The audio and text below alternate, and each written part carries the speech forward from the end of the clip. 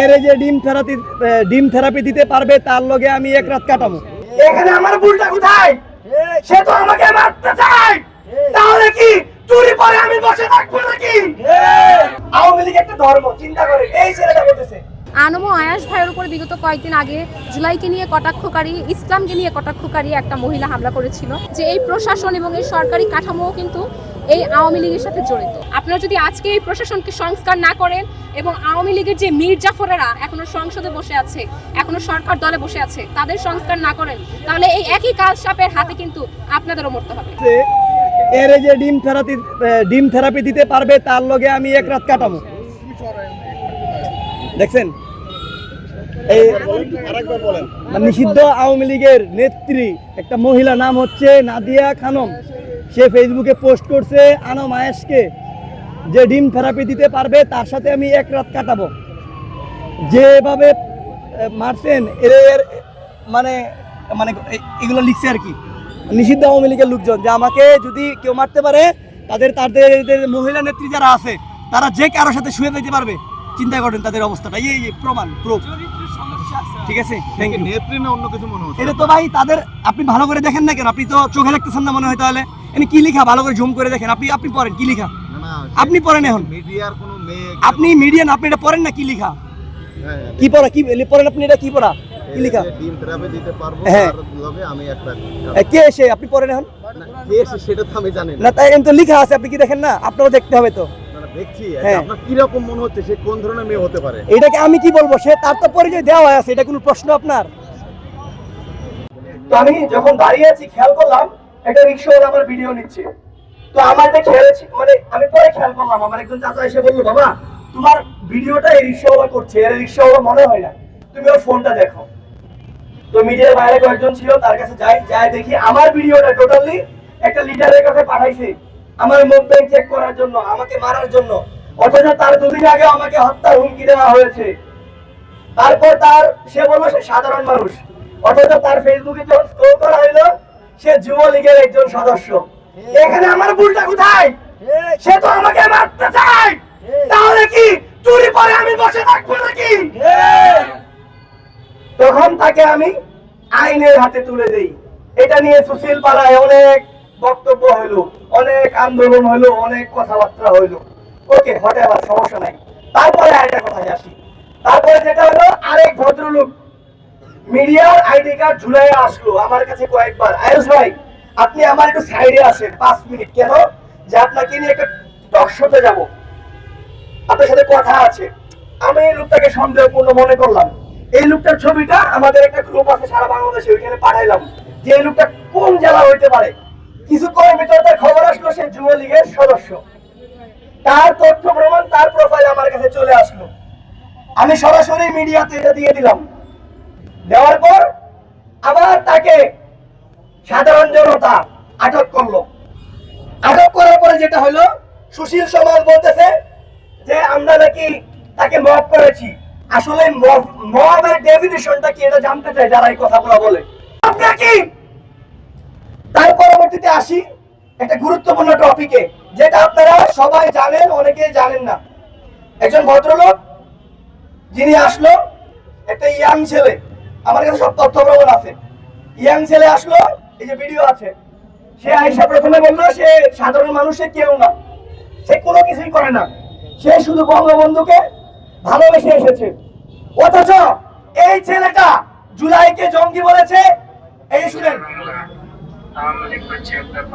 আওয়ামী লীগ একটা ধর্ম, চিন্তা করে এই ছেলেটা বলতেছে আওয়ামী লীগের নৈতিকতা আছে। Okay fine. সুশীলরা বলতেছিল আমি তার গায়ে কেন হাত দিচ্ছি। আজকে পুলিশ হত্যা দিবস।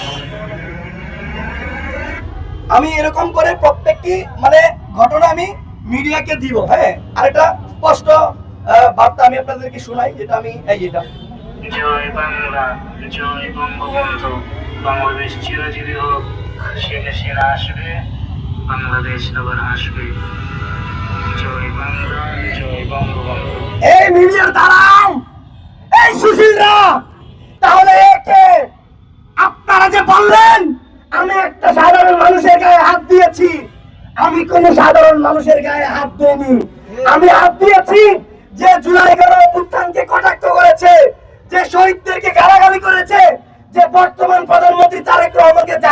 ইসলাম বলেছে। আমি একজন রাষ্ট্রের নাগরিক হিসেবে এটা আমার দায়িত্ব ছিল, সেটা আমি পালন করেছি। প্রিয় ভাইরা আমার, আর কত প্রমাণ লাগবে? যাই হোক, এবার মূল আলোচনায় আসি। তো তার পরিপ্রেক্ষিতে সারাদিন চলে গেল, সন্ধ্যা থেকে আমার ফোনে এখনো অব্দি হাজার হাজার ফোন কল আসে, থ্রেড কল আসে।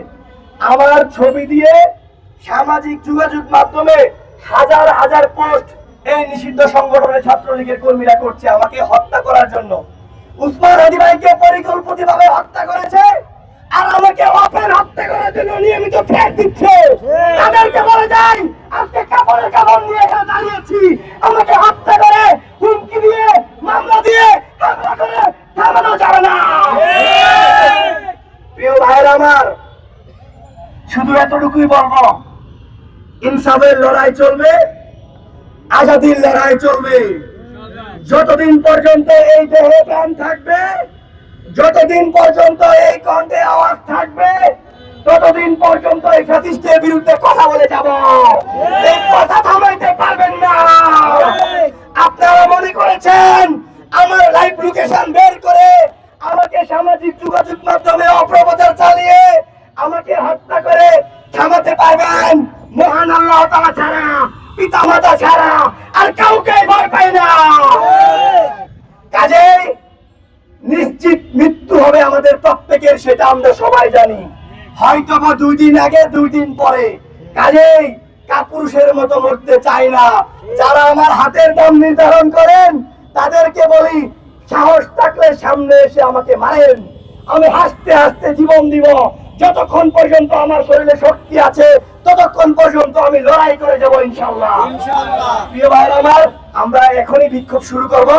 আমরা এখান থেকে রাজু ভাস্কর্য। আসসালামাইকুম, অসংখ্য ধন্যবাদ। সুন্দর একটি প্রশ্ন করেছেন আওয়ামী লীগ, নিষিদ্ধ আওয়ামী লীগ সম্পর্কে। তো দেখেন, নিষিদ্ধ আওয়ামী লীগের যে সংগঠন যারা আছে তারা কিন্তু বাসা থেকে বের হতে পারে না দুইটা কারণে। যারা বিভিন্ন জেলায়, যাদের বাড়ি নিজ জেলায়, তো প্রত্যেকটা জেলায় কিন্তু শহীদ হয়েছে। তো যাদেরকে তারা শহীদ করছে সেই ফ্যামিলিগুলো কিন্তু তাদের হত্যার মামলায় তাদেরকে দিয়েছে। তো সেই জায়গা থেকে তারা ঢাকা শহরে বা বিভিন্ন বিভাগীয় শহরে রিক্সা চালায়, ভ্যান চালায়, অটো চালায়, ওভার চালায়, সিএনজি চালায়, বাস চালায়, ট্রাক চালায়, বিভিন্ন কর্মের মধ্যে আছে, হ্যাঁ, বিভিন্ন নাশকতাও করে। তো সেই জায়গা থেকে তাদের তো বেশি হাতে যখন কাজ থাকে না, তারা তখন ফ্রি থাকে, তখন তারা সামাজিক যোগাযোগ মাধ্যমে বিভিন্ন রকমের পোস্ট করে। আসলে সামাজিক যোগাযোগ মাধ্যম আর রাজপথ দুই রকম কথা আমরা মনে করি। যদি তাই হয়তো 14 আগস্ট রাতের বেলায় মেসেজ আসলো নিষিদ্ধ আওয়ামী লীগ থেকে, যে আয়াস তুই যাইস ধানমন্ডির 32-এর সামনে দাঁড়াইস, তোর কতটুকু স্পর্ধা, হাজার হাজার নেতাকর্মী যাবে। বিশ্বাস করেন সারাদিনে মনে হয় 20 থেকে 30টাও আসে না। তো এখন 20-30 জন নেতাকর্মী আসে না। আর ডিসেম্বর তো ভাই বহুদূর। ডিসেম্বর পর্যন্ত আমরা দেখলাম বর্তমান প্রধানমন্ত্রী জনাব তারেক রহমানের নির্দেশে স্বরাষ্ট্র মন্ত্রণালয় থেকে একটা আমরা নিউজ দেখলাম যে আগামী 1 মাসের মধ্যেই প্রত্যেক সংশ্লিষ্ট থানা থেকে র্যাপিড অ্যাকশন ব্যাটালিয়ন বা নতুন নামে যেটা হচ্ছে, তারা নিষিদ্ধ আওয়ামী লীগের তথ্য নিচ্ছে তাদেরকে অ্যারেস্ট করার জন্য। যদি সরকার করে থাকে তাহলে এখন যে গুটি কয়েক বের হয়, আগামীতে সেটাও বের হতে পারবে না। কিন্তু এখন কথা যেটা হচ্ছে, ভাই, নিষিদ্ধ ছাত্রলীগ কারা? তারা মানুষ, তারা আমাদের এই বাংলাদেশেই বসবাস করে। এরা যেটা করে কি, বিভিন্ন সময় বিভিন্ন ব্যানারে বিভিন্ন নামে এরা চলে। এখন আপনি নিষিদ্ধ আওয়ামী লীগের কিছু লোককে চিনেন, ধরেন যে আহ্বায়ক বা সভাপতি, সেক্রেটারি, বা যারা ভাইটাল পোস্টে আছে তাদেরকে আপনি চিনেন। আর যারা ভাইটাল পোস্টে নাই তাদেরকে আপনি কিভাবে চিনবেন? তো যাদের ভাইটাল পোস্ট নাই তারাই বিভিন্ন জায়গায় এই অপকর্মগুলো করে সিনিয়রদেরকে তথ্য দিয়ে থাকে, কারণ সিনিয়রদের তথ্য তো সবাই চিনে। এখন ফর এক্সাম্পল দিই, এখানে যদি সাদ্দাম হেঁটে যায় তাহলে সাধারণ মানুষের কি কন্ট্রিবিউশন হবে বলেন? আর এখানে যদি সাদ্দামের নিষিদ্ধ সংগঠন সাদ্দামের যদি মিড লেভেল একটা কর্মী হাইটে যায়, যারা আমরা চিনিও না, তাহলে এটার প্রতিক্রিয়া কি হবে যদি না জানতে পারি? যদি সাদ্দাম যায় ওরে গণপিটন দিয়ে মারে ফেলবে, ওর জীবন নিয়ে যেতে পারবে কিনা নিশ্চয়, মানে সন্দেহ আছে। তো এখন আমি আমার দুটা বিষয়ের কথা বলি, আপনাদেরকে পেয়েছি আজকে থেকে 2 দিন আগে, তারিখটা ভুলে গেলাম, 16 তারিখ। প্রথম কথা হচ্ছে, আপনারা দেখেছেন জুলাই গণ অভ্যুত্থানের পরে দীর্ঘ 2টি বছর অতিবাহিত হয়েছে। এখনো পর্যন্ত সেই ফ্যাসিস্টের লোকজন বিভিন্ন জেলা, উপজেলায় এবং বিভাগীয় শহরে মুভমেন্ট করে প্রকাশ্যে প্রশাসনের সামনে। আমরা খেয়াল করি জুলাই গণ অভ্যুত্থানে যে সকল ভাই বোনদেরকে শহীদ করা হয়েছে, যাদেরকে অঙ্গহানি করা হয়েছে, তাদের হত্যাকারীকে কিন্তু এখনো ধরা যাচ্ছে না, ধরা ছোঁয়ার বাইরে। কিন্তু আমার প্রশ্ন, এই জঙ্গিগুলো এরা এতটাই জঙ্গি, এরা এতটাই খুনি, এদের কাছে এদের কার্যালয়ের দাম আছে, এদের কাছে এদের কার্যালয়ের ইটের দাম আছে, কিন্তু জুলাই গণঅভ্যুত্থানে যারা শহীদ হয়েছে, যে মায়ের সন্তান হারিয়েছে, তাদের সন্তানের দাম এদের কাছে নেই। যদি তাই হইতো তাহলে এরা অনুশোচনা করে হইলেও ক্ষমা চাই আল্লাহর রাস্তায় চলে আসতো। আমরা খেয়াল করি ওদের কর্মসূচিতে বাধা দিলে, ভাই বাধা কেন দিব না? ওরা নিষিদ্ধ সংগঠন, ওরা জঙ্গি, ওরা খুনি, ওরা মাফিয়া, ওরা টেরোরিস্ট, ওরা সন্ত্রাসী। এই জন্য আমরা বাধা দেই। আমরা তো সন্ত্রাসী না। যদি আমরা সন্ত্রাসী হইতাম, জুলাই গণঅভ্যুত্থানের পরে আমাদের যে সকল ভাই বোনদেরকে শহীদ করা হয়েছে, প্রত্যেকটা শহীদের হত্যার বিচারের দাবিতে যদি রাজপথে নামতাম, তাহলে এখন পর্যন্ত 1400-র উপরে ওদের নেতা কর্মীদেরকে প্রতিহত করতে পারতাম। আমরা কি করেছি? করি নাই। আমরা আইনের প্রতি শ্রদ্ধাশীল হয়েছি। অথচ এই জঙ্গিরা, এরা কেমন জঙ্গি একটা উদাহরণ দেই। ঢাকা মহাখালীতে নিষিদ্ধ সংগঠনের মিছিল হচ্ছে, একজন সাধারণ মানুষ যার কিনা দায়িত্ব নিষিদ্ধ কার্যক্রম বন্ধ করা, সে বাধা দিল। সে বাধা দেওয়ার পর কি হলো? ওই ভদ্রলোক বাইক চালায়, তার ভোটার আইডি কার্ড বের করে তাকে নিয়মিত থ্রেট দিয়ে তার ফোন কল নাম্বার ভাইরাল করে দেওয়া হয়েছে। এখন আমার প্রশ্ন, এই গুরুত্বপূর্ণ জায়গাগুলোতে কারা এখনো আছে এটা জানতে চাই। আপনারা খেয়াল করবেন, ধানমন্ডি 32, আমি আবারও বলছি, অনেক ঘটনা যেটা আপনারা জানেন না, আর আমাদের কিছু মিডিয়ার ভাইয়েরা আছে রিল আকারে অল্প অল্প করে দেয়, গুরুত্বপূর্ণ টপিক গুলো মিস করে, তার অল্প এই জন্যই দেয় ভিউ গুলো ভাইরাল হবে। আমি স্পষ্ট বলছি, আপনাদের উদ্দেশ্যে একটা কথাও মিথ্যা বলবো না। আমি ধানমন্ডি 32-এ যখন শান্তিপূর্ণ অবস্থান করছি, আমাদের কাছে মেসেজ ছিল, যেহেতু আমি একজন কেন্দ্রীয় সদস্য সচিব রাষ্ট্র সংঘ ফোরাম SDF এর, সারা বাংলাদেশে আমাদের নেতা কর্মীরা, জুলাই যোদ্ধা যারা আছে, শহীদ পরিবার, তাদের সাথে যোগাযোগ হয়। তো আমাদের ধারণা ছিল সেখানে তারা বিভিন্ন রকম অতপ্রত চালাবে, তো আমরা এটা হইতে দিব না। তো আমি যখন দাঁড়িয়ে আছি, খেয়াল করলাম একটা রিক্সাওয়ালা আমার ভিডিও নিচ্ছে। তো আমার এটা খেয়াল, মানে আমি পরে খেয়াল করলাম, আমার একজন চাচা এসে বললো, বাবা তোমার ভিডিওটা এই রিক্সাওয়ালা করছে, এর রিক্সাওয়ালা মনে হয় না, তুমি ওর ফোনটা দেখো। তো মিডিয়ার বাইরে কয়েকজন ছিল, তার কাছে যাই দেখি আমার ভিডিওটা টোটালি একটা লিডারের কাছে পাঠাইছে আমার মুভমেন্ট চেক করার জন্য, আমাকে মারার জন্য। অথচ তার 2 দিন আগে আমাকে হত্যার হুমকি দেওয়া হয়েছে। তারপর সে বললো সে সাধারণ মানুষ, অথচ তার ফেসবুকে যখন স্ক্রল করা হইলো সে যুবলীগের একজন সদস্য। এখানে আমার ভুলটা কোথায়? সে তো আমাকে মারতে চায়, তাহলে কি চুরি পরে আমি বসে থাকবো নাকি? তখন তাকে আমি আইনের হাতে তুলে দেই। এটা নিয়ে সুশীল পাড়ায় অনেক বক্তব্য হইলো, অনেক আন্দোলন হইলো, অনেক কথাবার্তা হইলো। ওকে, হটে আবার, সমস্যা নাই। তারপরে আরেকটা কথায় আসি। তারপরে যেটা হলো, আরেক ভদ্রলোক মিডিয়ার আইডি কার্ড ঝুলাই আসলো আমার কাছে কয়েকবার, আয়ুষ ভাই আপনি আমার একটু সাইডে আসেন 5 মিনিট। কেন? যে আপনাকে নিয়ে একটা টক শোতে যাবো, আপনার সাথে কথা আছে। আমি এই লোকটাকে সন্দেহপূর্ণ মনে করলাম। এই লোকটার ছবিটা আমাদের একটা গ্রুপ আছে সারা বাংলাদেশে, ওইখানে পাঠাইলাম যে এই লোকটা কোন জেলা হইতে পারে। কিছুক্ষণের ভিতরে তার খবর আসলো সে যুবলীগের সদস্য। তার তথ্য প্রমাণ, তার প্রোফাইল আমার কাছে চলে আসলো। আমি সরাসরি মিডিয়াতে এটা দিয়ে দিলাম। দেওয়ার পর আবার তাকে সাধারণ জনতা আটক করলো। আটক করার পরে যেটা হলো, সুশীল সমাজ বলতেছে যে আমরা নাকি তাকে মব করেছি। আসলে মবের ডেফিনিশনটা কি এটা জানতে চাই যারা এই কথাগুলো বলে। আজকে আসলে জুলাই আন্দোলনের পরে অন্তর্বর্তী সরকারের আমল আমরা যেমন বলেছি যে আমরা ব্যর্থ, শহীদের কোনো বিচার হয়নি, তারপরে আওয়ামী লীগের কোনো বিচার হয়নি, সেই দাবিতে রাজপথে থাকতাম। কিন্তু আজকে এই নির্বাচিত সরকারের আমলে এসেও বড় ব্যর্থ এবং লজ্জা নিয়ে আমরা আজকে রাজপথে এসে দাঁড়িয়েছি যে শহীদদের বিচার তো হয়নি, বরং এই শহীদদের বিচার চেয়ে যারা রাজপথে আছে তাদেরকেও হত্যার হুমকি দেওয়া হচ্ছে। আনম আয়াস ভাইয়ের উপরে বিগত কয়েকদিন আগে জুলাইকে নিয়ে কটাক্ষকারী, ইসলামকে নিয়ে কটাক্ষকারী একটা মহিলা হামলা করেছিল এবং সেই হামলার প্রতিবাদ স্বরূপ আমরা রাজপথে ছিলাম এবং পরবর্তীতে সেই হামলার শিকার হওয়া আনমো আয়াস ভাইয়ার নিরাপত্তাটুকু এখন এই প্রশাসন এবং এই সরকার নিশ্চিত করতে পারেনি, যার কারণে আমরা আজকে এখানে আনমো আয়াস ভাইয়ের উপর অনবরত এখনও যারা হুমকি দিয়ে যাচ্ছে, এবং কেবলই হুমকির না বরং আশ্চর্যের বিষয় যে তার লাইভ লোকেশন ট্র্যাক করা হচ্ছে। এটা আমাদের জন্য একটা বার্তা এটাই দেয় যে এই প্রশাসন এবং এই সরকারি কাঠামোও কিন্তু এই আওয়ামী লীগের সাথে জড়িত। কারণ যে হুমকিগুলো পাচ্ছি আমরা সেটা বরাবরই আওয়ামী লীগের সন্ত্রাসীদের থেকে আসছে, এবং এই লাইভ লোকেশন ট্র্যাক করা কিন্তু আম জনতার পক্ষে সম্ভব না। এটা প্রশাসনের পক্ষে সম্ভব, এটা সরকার দলীয় লোকদের পক্ষে সম্ভব। এই জন্য আমাদের মনে হচ্ছে সরকার দলীয় ব্যক্তিবর্গরা এর সাথে জড়িত আছেন, তাদের জবাবদিহিতা নিশ্চিতের দাবিতে এই সরকার এবং এই প্রশাসনের জবাবদিহিতা নিশ্চিত দাবিতে, এবং শহীদদের যে বিচার এখনো হচ্ছে না সেই বিচারের দাবিতে আমরা আজকে এখানে রাজপথে এসেছি। এবং যে আওয়ামী লীগরা আমাদেরকে হুমকি দিয়ে যাচ্ছে তাদের উদ্দেশ্যে বলতে চাই, আপনাদের দৌড় সেই হুমকি পর্যন্ত। আপনারা বাংলাদেশে কখনোই আর দখলদারিত্ব চালাতে পারবেন না, এবং এই সরকারকে আমরা অবশ্যই ওয়ার্ন করব, এই সরকারকে অবশ্যই আমরা এই কঠোর একটা দাবি জানাবো যে তারা যাতে এই আওয়ামী লীগের সন্ত্রাসীদের বিচার করার পাশাপাশি এই প্রশাসনের মধ্যে যে সন্ত্রাসীরা আসে তাদের বিচার নিশ্চিত করে থাকে।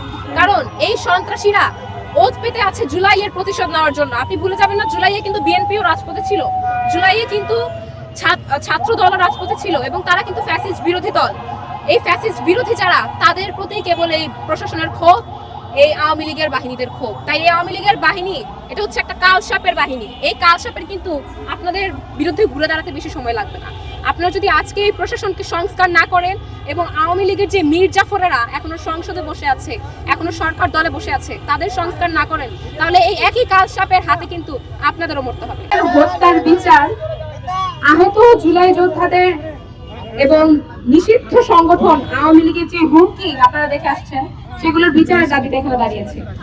আমাদের জন্য বড় লজ্জার বিষয় যে এই সরকার আসার এত মাস পরেও কেবল শহীদদের বিচার না, নিষিদ্ধ সংগঠন আওয়ামী লীগ এখনো সাধারণ জনগণকে হুমকি দেওয়ার সুযোগ পাচ্ছে। আপনারা জানেন তারা অলরেডি গণমাধ্যমে বা অনলাইনে এসে আয়াস ভাইয়াকে হত্যার হুমকি দিচ্ছে, তাকে তার মাথা বিচ্ছিন্ন করে দেওয়া হবে, হাত পা বিচ্ছিন্ন করে দেওয়া হবে, এবং তার জন্য টাকাও দেওয়া হবে, এরকম হুমকিগুলো কিন্তু দেওয়া হচ্ছে। এই যে কারো লাইভ লোকেশন ট্র্যাক করে তাকে হত্যার হুমকি দেওয়া হয়, সরকার এবং প্রশাসন জড়িত না থাকলে তো এটা কোনো সাধারণ ব্যক্তির পক্ষে সম্ভব না। এবং যদি কোনো নিষিদ্ধ সংগঠনকে অলরেডি নিষিদ্ধ করে দেওয়া হয়ে থাকে আইনানুগ ভাবে, এবং সাধারণ রাষ্ট্রের সকল সুযোগ সুবিধা থেকে তাদেরকে বঞ্চিত করা থাকে, তাহলে কিভাবে একজন জুলাই যোদ্ধার লাইভ লোকেশন সে ট্র্যাক করতে পারে? কিভাবে জনসম্মুখে এসে সে তাকে হত্যার হুমকি দিতে পারে? এইভাবে যে 10 লাখ টাকা 12 লাখ টাকা এভাবে একজনকে হত্যা করে দেওয়া হবে, এই টাকাগুলো কোথা থেকে আসবে? এগুলো কি সরকারি খাত থেকে আসবে? এবং এই যে এখানে তাকে হত্যার হুমকি দেওয়া হচ্ছে, প্রশাসন যদি জড়িত না থাকে, তাহলে আজকে সালাউদ্দিন সাহেবের একটা বিরুদ্ধে যদি একটা পোস্ট দেওয়া হয়, তাকে গর্তের থেকে বের করে আপনারা গুম করে ফেলেন, তাকে জেলখানায় নিয়ে যান, তাহলে জনসম্মুখে জুলাই যোদ্ধাদেরকে হত্যার বিনিময়ে এই যে চুক্তিগুলো চলে, এগুলোর বিরুদ্ধে কেন আপনারা কোনো পদক্ষেপ নিতে পারেন না? তার মানে তো প্রশাসন সরাসরি এগুলোর সাথে জড়িত। এই হুমকিগুলোর সুযোগ এই প্রশাসনই করে দিচ্ছে। জনাব তারেক রহমান বলেন যে একটা শিশুর নাকি হাঁটতে 6 থেকে 12 মাস লাগে, আর এই সরকারের তো মাত্র কয়েক মাস হয়েছে। এই সরকার কি কোনো শিশু? আমরা কি কোনো শিশুকে বসিয়েছি সরকারে? আপনি যদি শিশু হয়ে থাকেন, আপনার তো কোনো যোগ্যতা নেই সরকারে বসার। আমরা তো কোনো শিশুকে দেখতে চাই না। শহীদদের বিচার নিশ্চিত করার জন্য, বাংলাদেশকে পুনর্গঠিত করার জন্য তো কোনো শিশু প্রয়োজন নাই। আমাদের একজন যোগ্য সরকার প্রয়োজন। এরকম আবল তাবল কথাবার্তা, এবং এই সরকারে যারা বসে আছে, আপনারা দেখবেন সংসদেও যারা আছে, অনেক ধরনের আবল তাবল কথাবার্তা শোনা যাচ্ছে। আমার তো মনে হয় এরা হাসিনার উত্তরসূরি, এজন্য হাসিনার মতোই কথাবার্তা বলছে। আমরা এরকম অন্যায় সঙ্গত কোনো আচরণ দেখতে চাই না। এবং সালাউদ্দিন সাহেবকে বলবো, আপনি যেমন বাংলাদেশের নাগরিক, আয়াস ভাইও বাংলাদেশের নাগরিক, আমরাও বাংলাদেশের নাগরিক। আপনি যেমন ফ্যাসিস্ট বিরোধী, আওয়ামী বিরোধী, আমাদের পরিচয় আমরা আওয়ামী বিরোধী। কোন আওয়ামী সন্ত্রাসীদের কাছ থেকে হুমকি আমরা সহ্য করব না। এই আওয়ামী সন্ত্রাসীদের বিরুদ্ধে অবশ্যই অবিলম্বে বিচার কার্যক্রম এবং আইনানুগ প্রক্রিয়া বাস্তবায়ন করতে হবে। একটা সমাবেশ অনুমতি ছাড়া নাকি সমাবেশ হবে না, এর দায় নাকি হবিগঞ্জে মাঝি হাসানকে গ্রেফতার করা। তাহলে অনুমতি তো দূরে থাক, যারা নিষিদ্ধ তারা এসে রাজপথে এসে তারা মিছিল করে, তারা এসে হুমকি ধুমকি দেয়, তখন প্রশাসন কোথায় থাকে? তখন এই সংবিধান কোথায় থাকে? তখন সালাউদ্দিন সাহেবরা কোথায় থাকে? আমরা এরকম হুমকি ধুমকি অবশ্যই দেখতে চাই না, না হলে বলবো আজকে যে হাত পা এবং মাথা বিচ্ছিন্নের কথা আয়াস ভাইয়াকে ঘিরে হচ্ছে, আগামীকাল সেই হাত পা এবং মাথা বিচ্ছিন্নের কথা সালাউদ্দিন সাহেবকে নিয়ে হতে পারে। অতএব অতি দ্রুত এইসব চিহ্নিত সন্ত্রাসীদেরকে আইনের আওতায় আনতে হবে এবং প্রশাসনের থেকে যারা এই সন্ত্রাসীদেরকে দেখার পরও, যেখানে সেনাবাহিনী, যেখানে আনসারদের ক্যাম্প থাকার পরও মানুষদেরকে